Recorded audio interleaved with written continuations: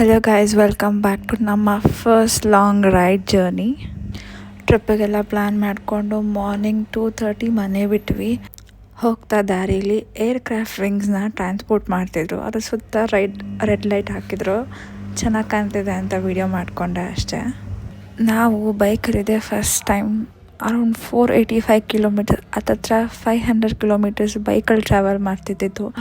ಒಂದು ಚಿಕ್ಕ coffee break ತೊಗೊಂಡು ಹೊರಟ್ವಿ. ಅಲ್ಲಿಂದ ಮಳೆ ಸ್ಟಾರ್ಟ್ ಆಗೋಯಿತು. ರೈನ್ ಕೋಟ್ ಹಾಕೊಳ್ಳೋಕೆ ನಿಲ್ಲಿಸಿದ್ವಿ ಗಾಡಿನ. 80 to 90 ಕಿಲೋಮೀಟರ್ಸ್ ದಾಟಿದ್ಮೇಲೆ ಬ್ಯಾಕೆಲ್ಲ ನಂಬಾಕ ಸ್ಟಾರ್ಟ್ ಆಗೋಯಿತು. ಒಂಚೂರು ಕುತ್ಕೊಳ್ಳೋಕ್ಕೂ ಪೇಷನ್ಸ್ ಇಲ್ಲ, ಟ್ರಿಗರ್ ಆಗೋಷ್ಟು ಇರಿಟೇಟ್ ಆಗೋಷ್ಟು ಸ್ಟಾರ್ಟ್ ಆಗೋಯಿತು. ಬಂದ್ಬಿಟ್ಟು it was around morning 4 or 5 maybe. Full fog. Actually ಕ್ಯಾಮ್ರಾದಲ್ಲಿ ಏನೂ ಕಾಣಿಸ್ತಿಲ್ಲ ಅಷ್ಟು ಕ್ಲಿಯರಾಗಿ, ಬಟ್ ಸ್ಟಿಲ್ ತುಂಬ ಫಾಗ್ ಇತ್ತು. ಮುಂದೆ ಬೆಟ್ಟ ಎಲ್ಲ ಏನೋ ಒಂಥರ ಐಸ್ ಕ್ಯಾಂಡಿ ಕಾಣಿಸ್ತಿತ್ತು. ಅಲ್ಲಿಂದ ತಿರ್ಗಾ ಇಟ್ ವಾಸ್ ಆಲ್ಮೋಸ್ಟ್ ಒಂದು 300 ಕಿಲೋಮೀಟರ್ಸ್ ಬಂದಿದ್ವಿ ಅನಿಸುತ್ತೆ ಈ ವ್ಯೂ ಕಾಣಿಸ್ಬೇಕಾದ್ರೆ. ಆಮೇಲೆ ನೇಚರ್ಗೆ ಕನೆಕ್ಟ್ ಆದಮೇಲೆ ಅಲ್ಲಿಂದ ಫುಲ್ ರೋಡ್ ಹಳ್ಳ ಹಿಂದೆ ಕೂತ್ಕೊಳ್ಳೋಕ್ಕಾಗ್ತಿಲ್ಲ. ಹಿಂದೆ ಇರಿಟೇಟ್ ಆಗ್ತಿರ್ತು ಅನಿಸತಿ. ಆದರೂ ಪರವಾಗಿಲ್ಲ, ವೆದರು ವ್ಯೂ ನೋಡ್ಕೊಂಡು ಅಡ್ಜಸ್ಟ್ ಮಾಡಿಕೊಂಡು ಒಂದು ಸ್ವಲ್ಪ ದೂರ ಅಲ್ಲ ಅಂದ್ಕೊಂಡು ಬಂದುಬಿಟ್ವಿ.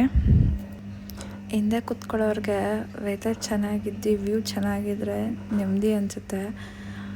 ಆದರೆ ಗಾಡಿ ಓಡಿಸೋರಿಗೆ ಗಾಡಿ ಮೇಲೆ ಕಂಪ್ಲೀಟ್ ಕಾನ್ಸಂಟ್ರೇಷನ್ ಇರುತ್ತೆ.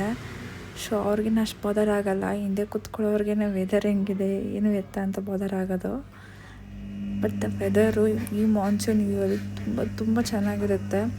If you are planning to go out in this monsoon weather, ಸಖತ್ತಾಗಿದೆ. ಫುಲ್ ಫಾಗ್ ತುಂಬಿರುತ್ತೆ. ರೋಡ್ ತುಂಬ ನಿಮ್ಗೆ ಒಂದೊಂದು ಸತಿ ಕಾಣಿಸೋದೇ ಇಲ್ಲ ಮುಂದೆ ಗಾಡಿ ಬರ್ತಿದೆಯಾ ಇಲ್ವಾ ಅಂತ. ಎಲ್ಲರೂ ಎಲ್ಲೆಲ್ಲಿ ತುಂಬ ಫಾಗ್ ಇರುತ್ತಲ್ಲ ಅಲ್ಲಿ ನಿಲ್ಲಿಸಿ ವೀಡಿಯೋ ಮಾಡ್ಕೊತಾಯಿದ್ರು. ನಾವು ನಿಲ್ಸೋಣ ಅಂದ್ಕೊಂಡ್ವಿ, ಬಟ್ ಲೇಟಾಗಿ ಹೋಗುತ್ತೆ. ಆನ್ ಟೈಮ್ ಸ್ಟೇ ರೀಚ್ ಆದರೆ ಸ್ವಲ್ಪ ರೆಸ್ಟ್ ಮಾಡೋಕ್ಕಾದ್ರೂ ಟೈಮ್ ಸಿಗುತ್ತೆ. ಸ್ಟ್ರೈಟ್ 9 hours ಜರ್ನಿ ಅಂದರೆ ಸ್ಟ್ರೆಸ್ ಆಗೋಗಿರುತ್ತೆ. ಅದು ನಿದ್ದೆ ಇಲ್ಲದೆ. ಗಾಡಿ ಓಡಿಸಿರೋರ್ಗಾಗಲಿ ಹಿಂದೆ ಕೂತಿರೋರ್ಗಾಗಲಿ ರೆಸ್ಟ್ ಬೇಕೇ ಬೇಕು. ಸೊ ನಾವೆಲ್ಲೂ ಸ್ಟಾಪ್ ಮಾಡಿಲ್ಲ. We went directly to the stay almost ನಾವು ರೀಚ್ ಆಗಿದ್ದು ಅರೌಂಡ್ 11:30 ಆಗಿತ್ತು. ನಮ್ಮ ಅವಸ್ಥೆ ಅಂತೂ my complete outfit was brown colour ಅಂದರೆ ಕಲರೆಲ್ಲ ಫುಲ್ ಮಣ್ಣು. ಶೂಸ್ ಎಲ್ಲ ಒಂದು ರಾಶಿ ಮಣ್ಣಿತ್ತು. ನೀವು ಎಕ್ಸ್ಪೆಕ್ಟು ಮಾಡೋಕ್ಕಾಗಲ್ಲ. ಮಳೆ ಬಂದರೆ ಫುಲ್ ಕೆಸರೆಲ್ಲ ಗಾಡಿ ಮೇಲೆ ಮೈ ಮೇಲೆ ಇತ್ತು ನಮಗಂತೂ. ಶೂ ಅಂತೂ ಮಳೇಲಿ ಕೆಸರಲ್ಲಿ ನೆಂದಿ ಇಟ್ ವಾಸ್ ಲೈಕ್ ರಾಕ್ ಥರ ಆಗೋಗಿತ್ತು.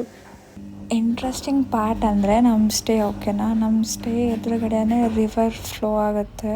ತುಂಬ ಜೋರು ಸೌಂಡು. ನಿಮ್ಗೆ ರೂಮ್ ತೋರಿಸ್ತೀನಿ. 4 ಗೋಡೆಯಲ್ಲಿ 1 ಗೋಡೆ ಮಾತ್ರ ಇದೆ. ಇನ್ನು ಮಿಕ್ಕಿದ 3 ಗೋಡೆನೂ ಫುಲ್ ಗ್ಲಾಸು.